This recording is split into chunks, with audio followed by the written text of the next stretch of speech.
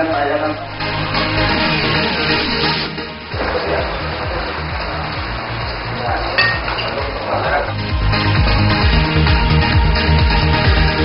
Assalamualaikum warahmatullahi wabarakatuh.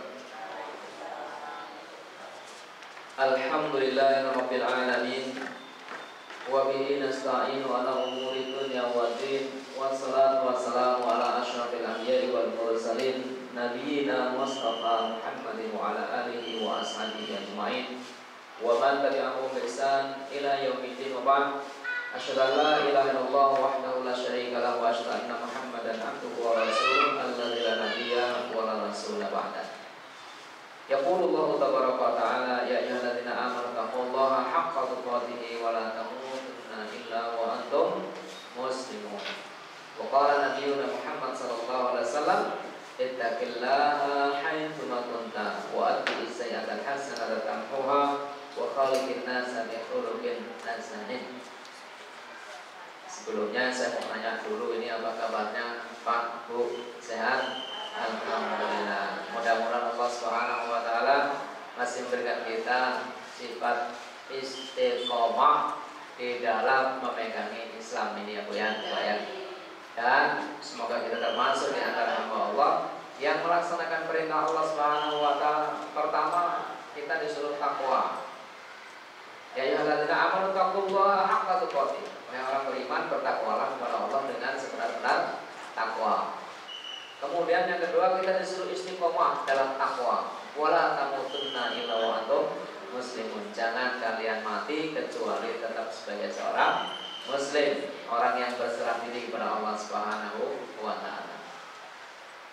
Saya Bapak Ibu sekalian dirahmati oleh Allah Subhanahu wa taala. Barangkali kita pada kali ini pertemuan yang kesekian kali, tapi kita masuk materi yang pertama untuk sirah Rasulullah SAW. Sirah artinya perjalanan. Jadi kita akan membahas melihat bagaimana perjalanan Rasulullah SAW. Bapak Ibu, sebelum saya lanjutkan, saya mau nanya nih. Kalau kita melakukan suatu aktivitas dalam sehari, lalu sehari itu kita ceritakan dalam waktu 1 jam, cukup nggak? Cukup nggak? Ada yang bilang cukup, ada yang enggak, tergantung ceritanya, ya kan? Nah, kalau kita ini melakukan aktivitas 1 pekan, 1 pekan berarti 7 hari ya? Cukup nggak kita menceritakan kisah kita 1 pekan itu dalam waktu 1 jam? Ada yang bilang cukup, ada yang bilang enggak. Bisa nggak kita menceritakan? Oh, hari kemarin kita ceritakan sudah barangkali 10 menit.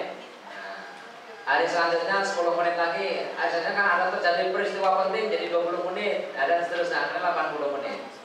Ya kan? 1 jam untuk menceritakan sepekan. Ya barangkali diringkas-ringkas. Peret-peretan cukup lah.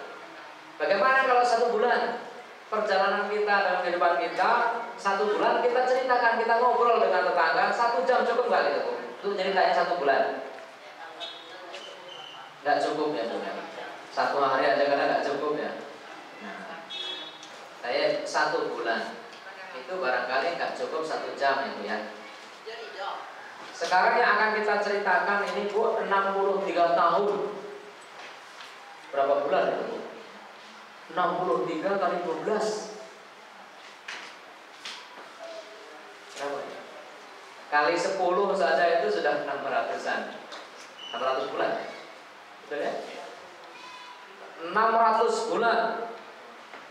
Kalau setiap 1 bulan itu kita ceritakan 1 jam, pertemuan berarti kita akan bertemu 600 pertemuan. Begitu kira-kira? 600 pertemuan ini Bu, 600 bulan. Kalau kita mulai pada bulan ini, bulan April ini, kita kira-kira selesai tahun berapa ya? 600 bulan. Ya, nah, itu pun kalau 1 jamnya penuh, belum kepotong karena kadang-kadang kita datangnya terlambat karena menyiapkan sekolah anak, harus masak dulu di rumah kan gitu kan. Nah, Nah, baik, Bapak Ibu sekalian rahmati oleh Allah, ala kulli hal, ya barangkali ya tergantung bagaimana cerita itu. Cerita dari lahir sampai meninggal dunia diceritakan 5 menit pun selesai. Tergantung bagaimana seseorang itu akan bercerita.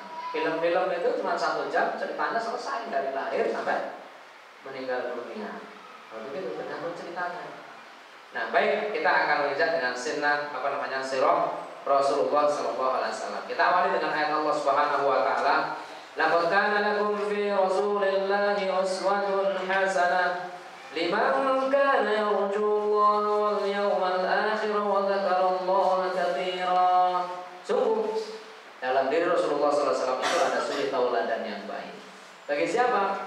Bagi siapapun yang yarjullaha wal yawmal akhir, mengharap pertemuan dengan Allah, yakin dengan hari akhir, kemudian wa dzakarallaha katsiran, lalu dia banyak berzikir kepada Allah Subhanahu wa taala. Inilah orang yang akan bisa menjadikan pribadi Rasulullah SAW sebagai suri tauladan. Sekarang Bapak Ibu sekalian, bagaimana kita akan meneladani Rasulullah SAW sementara kita tidak mengenal? Kenal saja kadang-kadang kita masih susah untuk menjadikan sebagai teladan, apalagi tidak kenal. Kita awali dengan mukadimah. Betapa banyak orang yang mengaku sebagai pengikut Rasulullah SAW, namun sama sekali tidak pernah mau tahu, tidak tahu bagaimana sejarah hidup beliau Sallallahu Alaihi Wasallam. Bahkan ada yang memang tidak tahu sama sekali, walaupun hanya dari satu sisi kehidupan beliau. Kalau hal ini terjadi pada seseorang, lalu bagaimana beliau itu, orang tersebut itu akan mengenal nabinya, kemudian akan mencintainya, hingga akhirnya akan meneladaninya. Ada nggak kira-kira ini Bapak Ibu sekalian? Ngakunya Muslim, tetapi dengan Rasulullah SAW dia tidak kenal sama sekali. Jangankan mengenal Rasulullah SAW, syahadat aja nggak hafal. Ada nggak? Oh, ada apa banyak? Banyak ya. Syahadatnya itu cuma seumur sekali. Iya, itu pun dipaksa sama penghulu. Walaupun syahadat itu sendiri bukan merupakan bagian dari syarat, bukan rukun di dalam akad nikah. Lalu penghulu ini meminta kita ini untuk syahadat. Nah, kalau untuk orang-orang awam silakan. Nah, kalau yang mau dinikahkan ustaz orang ini sudah nggak perlu untuk diberikan untuk suruh syahadat dulu. Lalu saya tidak syahadat terus. Nah, di tempat saya itu Bu, ada yang disuruh syahadat nikah itu sampai pingsan, semaput di tempat. Kenapa? Karena saking nggak pernahnya mengucapkan kalimat syahadat. Tapi mengaku sebagai seorang muslim. Ya subhanallah, mau nikah saja sekali-kalinya itu disuruh syahadat pingsan. Nah, Bapak Ibu sekalian dirahmati oleh Allah Subhanahu wa taala. Artinya penting sekali kita itu mempelajari tentang bagaimana pribadi Rasulullah SAW, sehingga kita betul-betul bisa mengambil, oh ini yang akan saya jadikan teladan dalam kehidupan sehari-hari kita. Bagaimana Rasulullah SAW dalam keluarga, bagaimana Rasulullah SAW bersama para sahabat, dan begitu seterusnya. Kita bisa mengambil teladan. Perhatikan Bapak Ibu sekalian, mencintai dan meneladani beliau adalah perkara yang wajib dan sangat agung dalam Islam. Namun semua itu mustahil akan dapat kita penuhi, akan kita lakukan kecuali dengan mengetahui sejarah dan keseharian beliau Sallallahu Alaihi Wasallam. Banyak orang paham banget dengan para selebritas.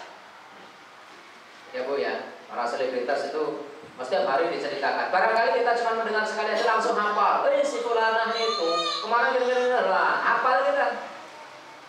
Tapi apakah ada yang hafal dengan Rasulullah Sallallahu Alaihi Wasallam? Coba saya minta, adakah yang bisa menyebutkan nasabnya Rasulullah Sallallahu Alaihi Wasallam sampai kakeknya saja? Kakeknya Rasulullah Sallallahu Alaihi Wasallam itu siapa? Abdul Muthalib. Bapaknya Abdul Muthalib itu siapa? Nah itu dia, Abu Abdul Muthalib, gitu aja kan gitu. Bapaknya Abdul Muthalib jadi. Bapaknya Hamdan itu siapa? Abu Hamdan kan gitu. Bapaknya Muhammad siapa? Abu Muhammad ya gitu. Dalam Arab itu dari saya suka menggunakan abu-abu ya. Baik, nah ini pentingnya kita untuk mengenal Rasulullah Sallallahu Alaihi Wasallam. Apalagi kita ibu orang Indonesia, kita ini adalah orang yang gampang melupakan nasab. Ibu-ibu, bapak-bapak masih tahu ya nama kakeknya ya? Tahu? Jangan-jangan malah ada yang tidak tahu nama kakeknya siapa, nama neneknya siapa. Karena nama buyutnya siapa, bapaknya kakek kita siapa. Banyak yang nggak kenal, ya kan? Nah itulah kita. Ya. Kalau orang Indonesia ini barangkali yang memegang marga mungkin orang Sumatera Utara, beda. Itu ada marganya itu tapi beda. Nah, Bapak Ibu sekalian dirahmati oleh Allah Subhanahu wa taala. Inilah nasab beliau sallallahu alaihi wasallam. Syekh Safiur Rahman Al-Mubarakpuri dalam kitabnya Sirah Nabawiyah Rahiqul Maktum. Kitabnya ini Ar-Rahiq Al-Maktum. Nah, ini beliau menulis ini sebagai pemenang lomba menulis sirah tingkat dunia yang diadakan oleh Rabithah Al-Islam. Nah, beliau ini tinggal di India, di Mubarakpur. Bahkan nama beliau Safiur Rahman Al-Mubarakpuri. Nama tempatnya itu namanya Mubarakpur. Ya. Beliau seorang dosen, dosen sirah. Ya, ini penulis.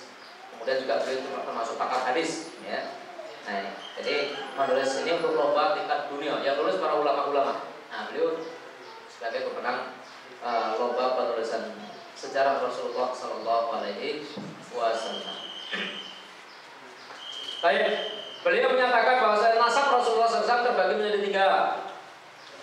Yang disepakati para ulama, para ahli tarikh, para muarikh, para ahli sejarah. Kemudian yang menjadi perselisihan dan yang banyak ditolak diingkari tentang kesahihannya oleh para ulama. Adapun yang disepakati adalah nasab beliau sampai Adnan. Kita hafalkan Muhammad bin Abdullah bin Abdul Muttalib bin Hashim bin Abdi Manaf bin Qusay bin Kilab bin Murrah bin Ka'ab bin Lu'ay bin Ghalib bin Fihr ibn Malik ibn Nadar ibn Kinana ibn Khuzaimah ibn Mu'id ibn Adnan. Ya, itu beliau. Ya paling tidak kita sampai pada Abdi Manaf. Ya, kita tahu tentang Abdi Manaf. Ya. Coba kita sebutkan sirah namanya nasab Rasulullah Sallallahu Alaihi Wasallam ini sampai Abdi Manaf. Yuk kita mulai.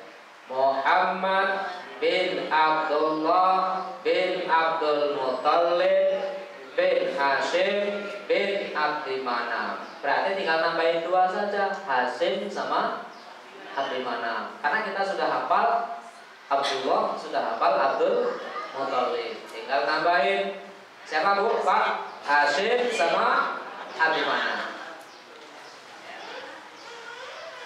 Abdi Manaf itu namanya Mughirah. Hashim itu namanya Amru dan Abdul Muttalib itu namanya Syaibah. Ya, nanti ada sejarahnya kenapa Syaibah disebut sebagai Abdul Muttalib. Ya. Fihr, di situ ada nama Fihr yang berlakab Quraisy.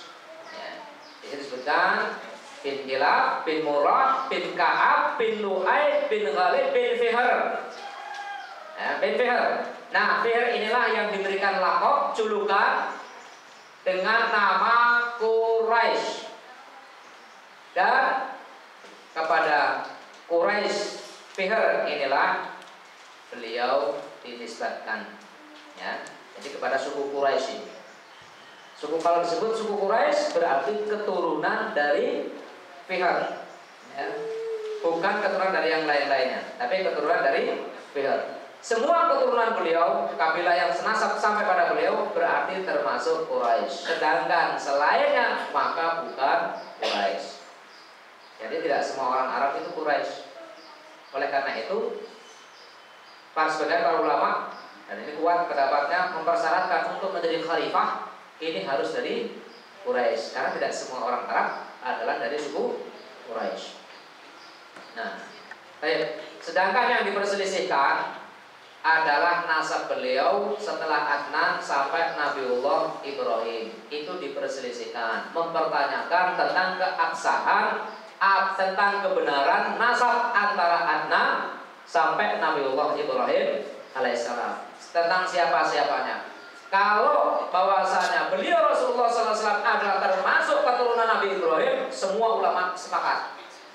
Cuma anak Nabi Ibrahim itu punya anak siapa? Ismail. Ismail siapa? Terus begitulah. Ini yang kemudian diperselisihkan oleh para ulama. Benar nggak ini nama-nama orang-orang ini? Kayak gitu, karena rentang waktunya cukup jauh sekali. Sampai Adnan saja sudah berapa? Ya, banyak. Apalagi sampai Nabiullah Ibrahim alaihissalam. Ini yang diperselisihkan. Adapun yang banyak ditolak oleh kalangan ulama dan para ahli tarikh adalah nasab beliau dari Nabiullah Ibrahim sampai Nabi Adam alaihissalam. Jadi kemungkinan susah untuk menulis antara Nabiullah Ibrahim alaihissalam kemudian sampai ke Adam. Oleh karena itu para ulama banyak menolak tentang nasab beliau setelah Nabi Ibrahim ke atas sampai kepada Nabi Adam. Siapa-siapanya ini. Jadi cukup bagi kita yaitu mengikuti yang telah disepakati, yaitu dari Rasulullah SAW sampai kepada bapaknya itu mbahnya itu yang namanya Adnan. Nah ini untuk hiburan saja. Ya, perhatikan ini ibu. Ini orang nggak tahu tapi saya tahu nggak mau nanya ini.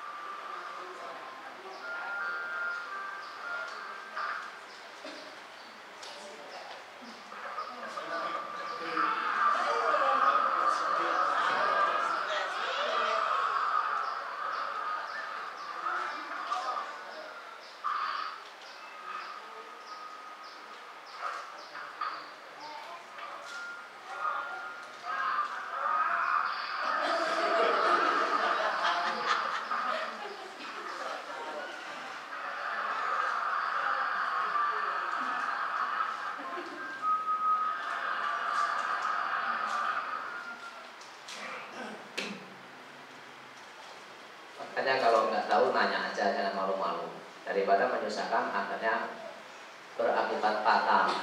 Ya.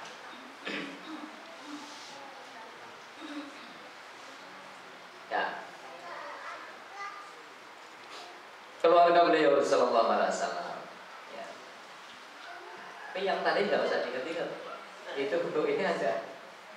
Nanti barangkali sampai rumah, apa bu, ini sirohnya, oh itu ada cerita lucu orang ngelap kaca. Nah, keluarga beliau ini dikenal sebagai dengan keluarga Bani Hashim, yakni nisbat kepada kakeknya yang namanya Hashim bin Abdi Manaf. Coba kita sekali lagi kita sebutkan nasab beliau sampai Abdi Manaf. Bapak Ibu, kita mulai. Muhammad bin Abdullah bin Abdul Muttalib bin Hashim bin Abdi Manaf. Nah, sudah hafal kan? Sekarang kita sampai Abdi Manaf. Bulan depan kita sampai tambah lagi, barangkali sampai Fihir. Nanti bulan depan lagi sampai Ibrahim. Nah gitu ya. Bulan depan lagi lupa. Lupa semua. Udah sampai sini aja, udah cukup, udah bagus ya. Beliau adalah merupakan keturunan Bani Abdi Manaf. Baninya adalah Bani Abdi Manaf yang diberi tugas untuk menjamu para jamaah haji. Hashim artinya orang yang merumukan roti, karena beliau biasa merumukan atau membuat adonan roti untuk para jamaah haji. Sedangkan nama aslinya adalah Amru. Kok? Itu kan orang musyrik. Barangkali ada tanya kan ya? Orang musyrik kok disuruh dia mendapatkan amanah untuk menjamu para jamaah haji. Apa udah ada yang haji? Orang-orang musyrik namanya haji. Oh iya.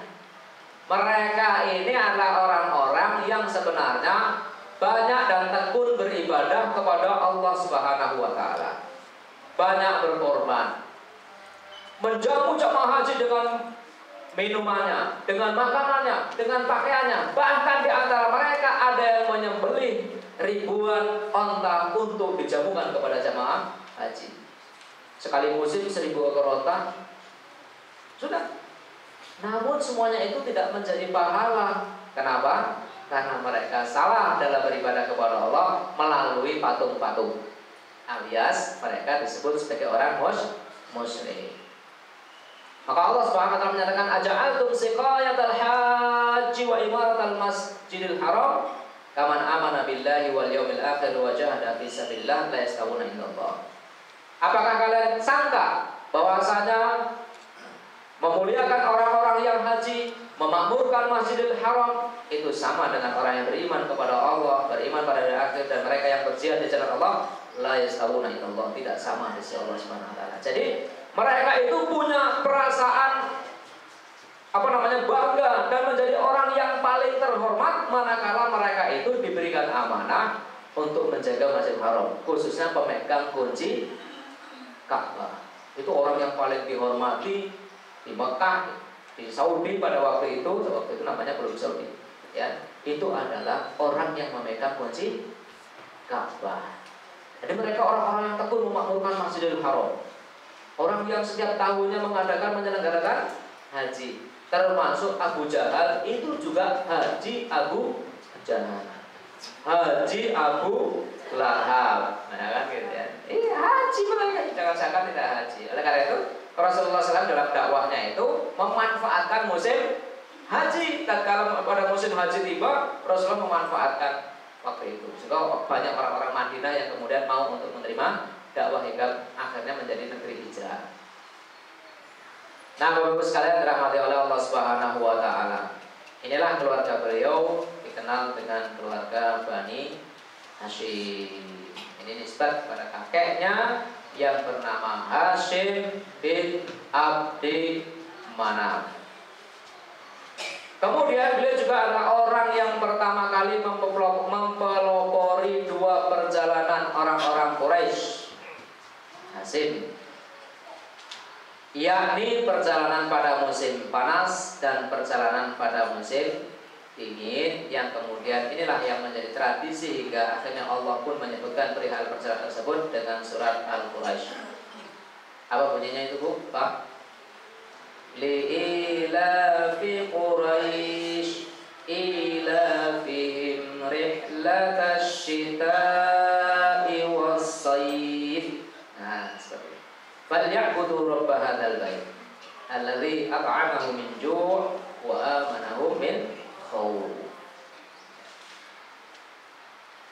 Keluarga beliau, Bani beliau, inilah Bani Hashim. Kemudian kita mengenal ada yang namanya Abdul Muthalib. Pernah Ibu ya? Abdul Muthalib. Setelah Hashim meninggal dunia, tanggung jawab si Hashim ini dipikul oleh saudaranya Al-Muthalib. Nah, kita perlu, karena nama Abdul Muthalib ini sangat tenar sekali, maka perlu siapa saudaranya Abdul Muthalib itu. Karena ini juga merupakan cikal bakalnya Rasulullah Sallallahu Alaihi Wasallam. Nah, setelah itu saudaranya ini Al-Muthalib ini mencari ponakannya, anaknya Hashim. Anaknya Hashim dicari. Namanya Saibah. Saibah itu ini uban. Konon karena ketika lahir sudah ada ubannya, maka disebut sebagai Saibah, ya.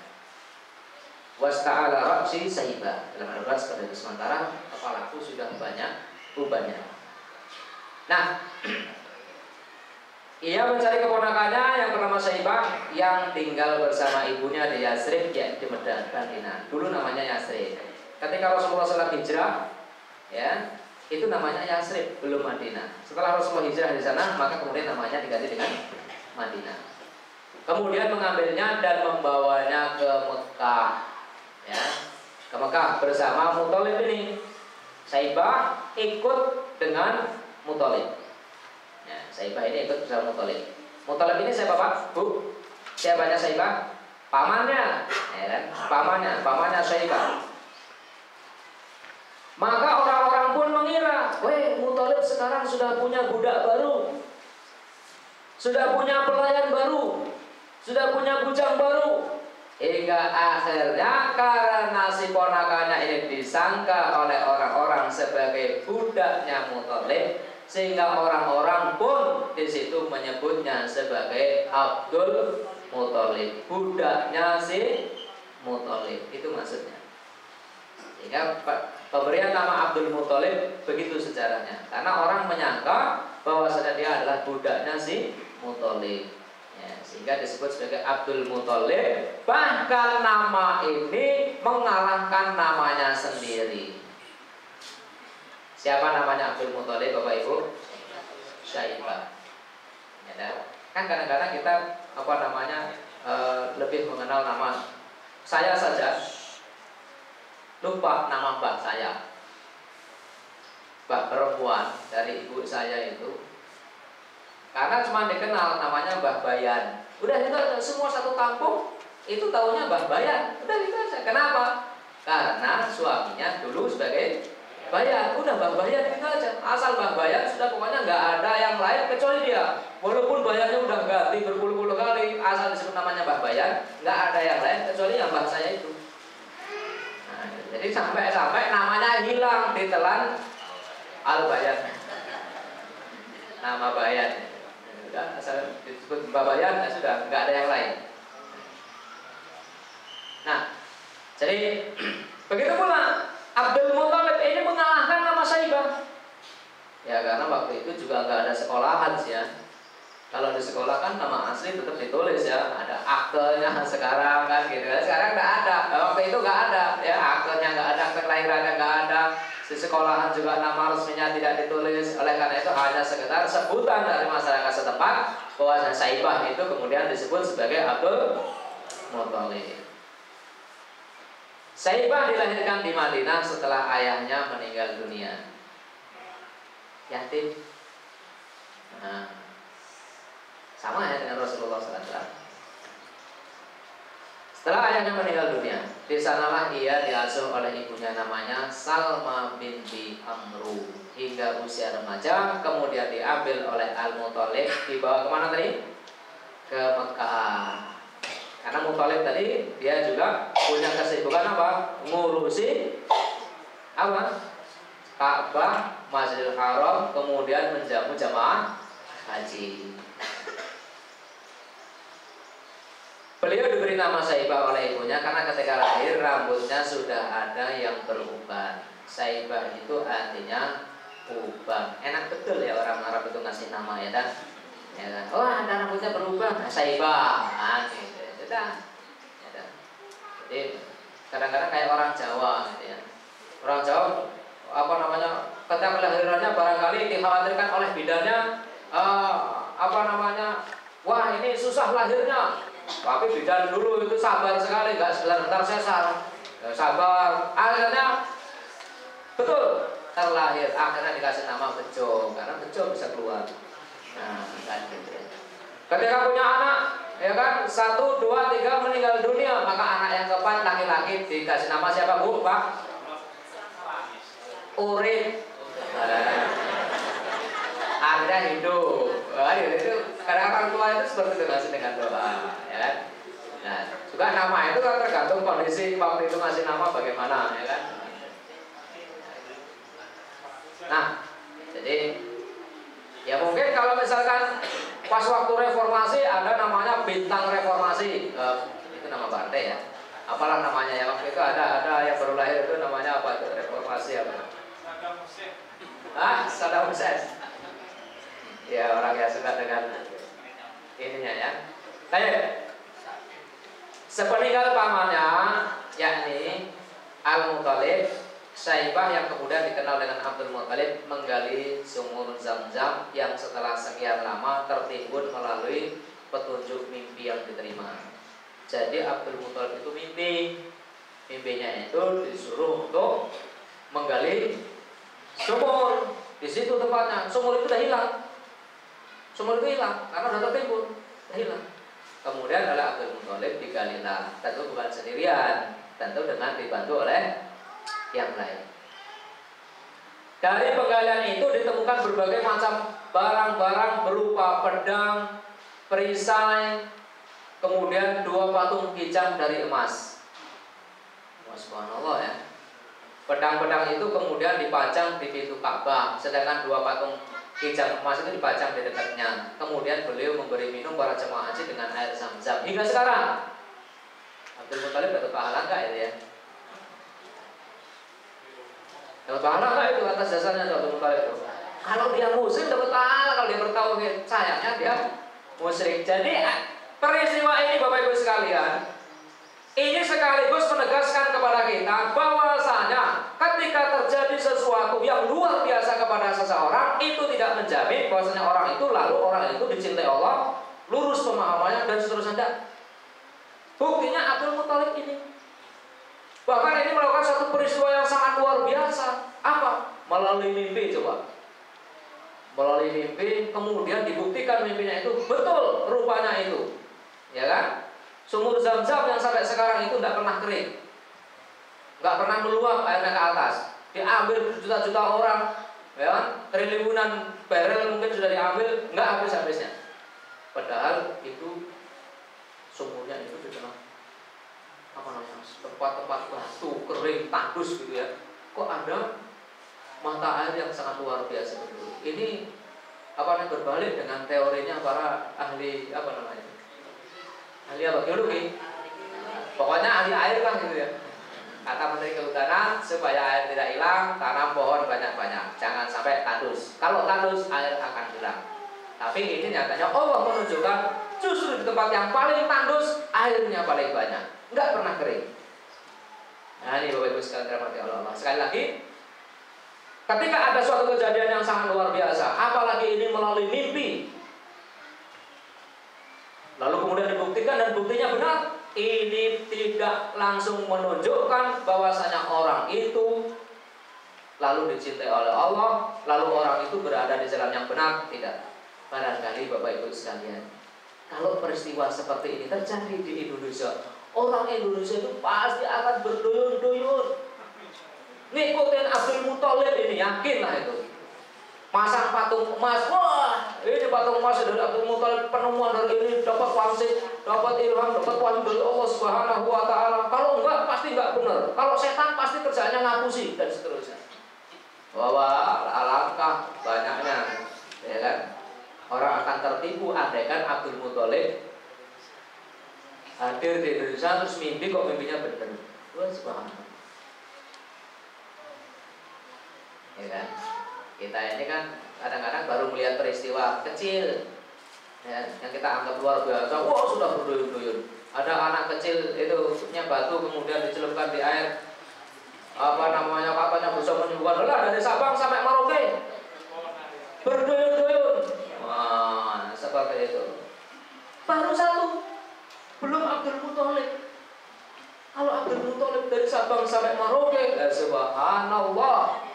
Saya kira agama Islam ini akan hilang begitu kan. Alhamdulillah kita hidup sepeninggal jauh dari Abdul Muthalib, sehingga kita tidak mendengar dan tidak melihat peristiwa itu. Maka harus kita syukuri, jangan pernah menyesali. Allah, kenapa kau takdirkan aku lahir sekarang? Coba dulu ya di zaman Rasulullah umpamanya paling tidak, sehingga aku bisa membela Rasulullah, ikut perang bersama Rasulullah, mendapatkan pahala yang banyak, bisa gini. Kata Allah, kamu itu udah diselamatkan kok malah nggak bersyukur. Kalau kamu hidup di zaman Rasulullah belum tentu ikut Rasulullah, boleh jadi ikut Abu Jahal, Abu Lahab. Ya, kayak nih Abu Jahal, Abu Lahab hidup bersama Rasulullah, ya kan? Atau misalnya seperti Abdullah bin Ubay, tokoh munafik. Ya. Sekarang Abdullah bin Abdul Muthalib. Nurun ini kita ya. Abdullah bin Abdul Muthalib. Inilah ayahnya, putra kesayangan dari Abdul Muthalib, ya. Dengan pasangan Fatimah bin Amru dari Bani Makhzum.